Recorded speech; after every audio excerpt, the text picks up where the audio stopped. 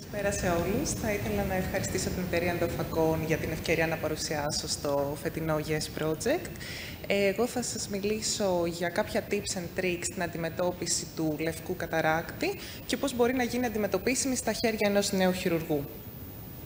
Καταρχάς, κάποια βασικά πράγματα. Δεν είναι όλοι οι λευκοί καταράκτες το ίδιο και ο όρος είναι περιγραφικός.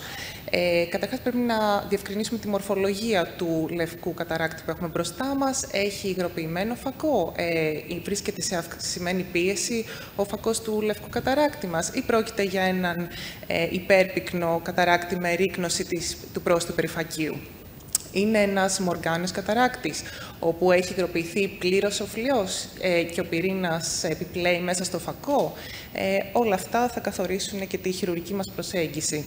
Επίσης, η πυκνότητα του πυρήνα. Δεν είναι πάντα σκληροί αυτοί οι καταράκτες. Μπορεί να κυμαίνονται από έναν σχετικά κίτρινο μέτριας πυκνότητας φακό μέχρι και έναν μέλα σκληρό φακό, ο οποίος θα χρειαστεί αφαίρεση με εξωπεριφακική. Επίσης, σημαντικό είναι να ξέρουμε και την αιτιολογία αυτών των καταρακτών. Είναι ηλικιακοί ή προέρχονται μετά από τραυματισμό, βιτρεκτομή ή ένεση στο μάτι. Κάτι το οποίο μπορεί να υποδηλώνει και αστάθεια της ζυνίου ή ένα επηρεασμένο πίστο περιφάκιο. Έχουν σχέση με κάποια φλεγμονή στο μάτι. Μπορεί να περιμένουμε οπίστιες συνέχειες ή ακτινοβολία. Και όλα αυτά είναι πράγματα που πρέπει να ξέρουμε πριν βάλουμε τον ασθενή μας στο χειρουργικό τραπέζι, ήδη από την εξέταση της σεισμοειδητή λιχνία και το ιστορικό. Προχωρώντας λίγο πιο λεπτομερώς στον προεγχειρητικό σχεδιασμό, είναι σημαντικό να ξέρουμε το ιστορικό και σημεία τραύματος, γιατί αυτό θα μας εξοπλίσει στο χειρουργείο πιθανώς με κάποιο CTR, με μια κασέτα βιτρεκτομής. Αν πρόκειται για μάτι το οποίο έχει ενδοφλάλμια φλεγμονή, μπορεί να σχετίζεται με μια συστηματική νόσο. Αυτό σημαίνει ότι προεγχειρητικά μπορεί να δώσουμε αντιφλεγμονώδη αγωγή ή να πρέπει να έχουμε εργαλεία τα οποία θα χρησιμοποιήσουμε για τη λύση των συνεχειών της ήριδας. Επίσης, είναι σημαντικό να κάνουμε υπέρηχο σε αυτά τα μάτια, αφού δύσκολα βυθοσκοπούνται, για να βρούμε κάποια παθολογία στο οπίστιο ημιμόριο και ανάλογα να προγραμματίσουμε ένα επόμενο χειρουργείο, καθώς επίσης και για να ξέρουμε την πρόγνωση της όρασης των ασθενών μας.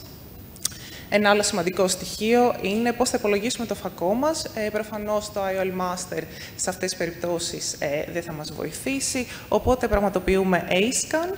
Απλά εκεί πρέπει να γνωρίζουμε ότι έστω και μισό χιλιοστό πίεση στο βολβό μπορεί να οδηγήσει σε 1,5 διοπτρία μυοπικό σφάλμα. Πιο αξιόπιστο είναι το Immersion Ultrasonography, όπου τα constants μπορούν να περαστούν απευθείας στο IOL Master.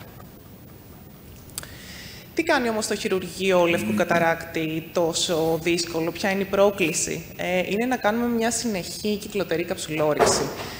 Τα χαρακτηριστικά του περιφακίου είναι ότι είναι μια εύθρυπτη κάψα με μειωμένη ελαστικότητα που μπορεί να έχει και ίνωση ή πλάκες. Δεν έχουμε red reflex και μπορεί να υπάρχει σε intumescent καταράκτες πολύ υψηλή πίεση που θα οδηγήσει στο σημάδι της Angevinian flag που όλοι φοβόμαστε. Γι' αυτό και εγώ τώρα θα σας παρουσιάσω κάποιες τεχνικές που χρησιμοποιήθηκαν σε χειρουργία λευκού καταράκτη στην ομάδα μας. Θα εστιάσω περισσότερο στη δημιουργία της καψουλόρυξης και έχω λίγο επιταχύνει το κομμάτι της φακοθρηψίας για λόγους χρόνου. Εδώ στο πρώτο βίντεο χρησιμοποιούμε τεχνική της διπλής καψουλόρυξης, όπου πραγματοποιούμε τα sideport και εγχύουμε trypan glue στον πρόστιο θάλαμο, το οποίο θέλουμε να βάψει το περιφάκιο και να μας βοηθήσει λόγω έλλειψης red reflex. Να κάνω μια παύση εδώ και να πω ότι είναι σημαντικό να μην εγχύσουμε πάρα πολύ trypan glue σε περίπτωση που υποψιαζόμαστε αστάθεια ζυνίου, γιατί μπορεί να περάσει πίσω από το φακό στο χώρο του burger και να χάσουμε το red reflex καθ' όλη τη διάρκεια του χειρουργείου. Συνεχίζοντας, προσθέτουμε dispersive δυσκολαστικό στον πρόστιο θάλαμο για να προστατεύσουμε το ενδοθήλιο και να κρατήσουμε υψηλές πιέσεις και να αντισταθμίσουμε την πίεση που ενδεχομένως έχουμε στο φακό. Το mainport και αρχίζουμε κάνοντας μια μικρή καψουλόρυξη γύρω στα 3 χιλιοστά. Αυτό είναι για να είναι ελεγχόμενη και να μπορούμε να την κάνουμε κυκλοτερή και πλήρη σε περίπτωση που πάει να μας φύγει.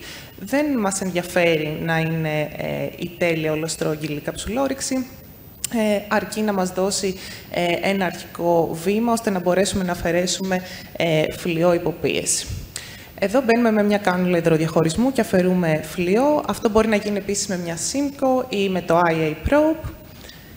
Και είναι σημαντικό, καθώς γίνεται αυτό, να πιέζουμε ελαφρά το φακό προς τα κάτω, ώστε να απελευθερώνεται υγροποιημένος φλοιός και απτηνοποίηση στα επιφάνεια, καθώς και με κινήσεις πάνω-κάτω. Και όχι δεξιά-αριστερά, το οποίο επίσης μπορεί να οδηγήσει σε ρήξη του περιφακείου. Προσθέτουμε εξοδελαστικό και με ένα βανάς ψαλιδάκι ανοίγουμε την κάψα και ολοκληρώνουμε την καψουλόρυξη στο επιθυμητό μας μέγεθος. Τώρα που έχουμε αφαιρέσει φλοιό και έχουμε μειώσει την πίεση, δεν φοβόμαστε τόσο ότι θα μας φύγει η καψουλόρυξη, αλλά ίσως ενδεχομένως να είναι και λίγο πιο δύσκολο τεχνικά, επειδή λείπει ιστός και δεν έχουμε τόση αντίσταση. Συνεχίζουμε, έχουμε καταφέρει την καψουλόρυξη, συνεχίζουμε με τον υδροδιαχωρισμό. Σε αυτούς τους καταράκτες είναι και λίγο πιο εύκολος, λόγω της υγροποίησης του φλοιού, να διαχωριστεί ο φλοιός και να κινηθεί. Και προχωράμε με Divide and Conquer, είναι ένας φακός μέτριας πυκνότητας, αφαιρείται εύκολα. Συνεχίζουμε τον καθαρισμό με Bimanual IAs, τα οποία τα προτιμούμε σε αυτούς τους καταράκτες για να έχουμε ευκολότερη πρόσβαση σε αναπομείνοντα κομμάτια φλοιού. Και ο One Piece φακός μας, ο ασθενής, είχε ένα εξαιρετικό μεταχειρητικό αποτέλεσμα. Και προχωράω στην δεύτερη τεχνική, όπου πρώτα κάνουμε μια παρακέντηση και προσπαθούμε να αφαιρέσουμε υγρό από το φακό μας. Εδώ έχουν γίνει τα side ports και το main port, έχει τοποθετηθεί ήδη Trypan Blue και μπαίνουμε με μια βελόνα ανοίξης, κάνουμε την αρχική τομή και αφαιρούμε υλικό από το φακό. Να σημειωθεί ότι όλη αυτή η διαδικασία μπορεί να γίνει και από τα side ports πριν κάνουμε το main port, για να έχουμε μεγαλύτερη πίεση στον πρόστιο θάλαμο. Εδώ ξεκινάμε την καψουλόρυξη, ήρεμα, σταδιακά, όσα regrasps χρειάζονται, χωρίς συνεχόμενα, και εδώ πάει να μας φύγει. Πανικοβαλόμαστε? Όχι. Είναι κάτι που περιμένουμε σε αυτά τα χειρουργεία. Είναι πολύ πιθανό η καψουλόρυξη λόγω υψηλής πίεσης από πίσω να μας φύγει.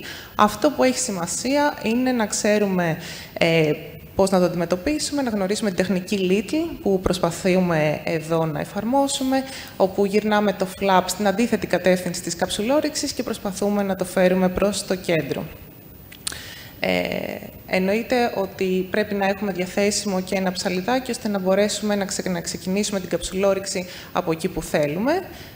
Παρ' όλα αυτά, εδώ με την τεχνική Little καταφέρνουμε και κάνουμε μια ολοκληρωμένη κυκλοτερή καψουλόρυξη.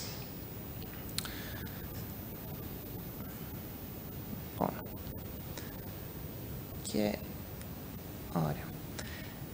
Προχωράμε στον υδροδιαχωρισμό και εδώ εύκολος, έχει διαχωριστεί ο φλοιός σχετικά εύκολα από τον πυρήνα. Προσθέτουμε εξοδελαστικό για να προστατέψουμε το ενδοθήλιο. Ο φακός τον ανεβάζουμε, το βγάζουμε το bag και τον αφαιρούμε σχετικά εύκολα. Πάλι με Bimanuals αφαιρούμε το φλοιό, τα οποία τα προτιμούμε επίσης γιατί ενδεχομένως σε αστάθεια ζυνίου κάνουμε πιο λεπτεπίλεπτες κινήσεις, και τοποθετούμε το φακό στο bag. Επίσης, πολύ καλό μεταχειρητικό αποτέλεσμα ο ασθενής μας σε αυτή την περίπτωση.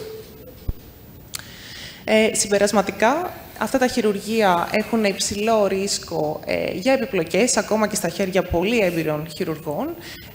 Το πιο σημαντικό challenge είναι να δημιουργήσουμε μια κυκλοτερή συνεχή καψουλόρυξη λόγω της απώλειας ρεντρίφλες και της αυξημένης πίεσης.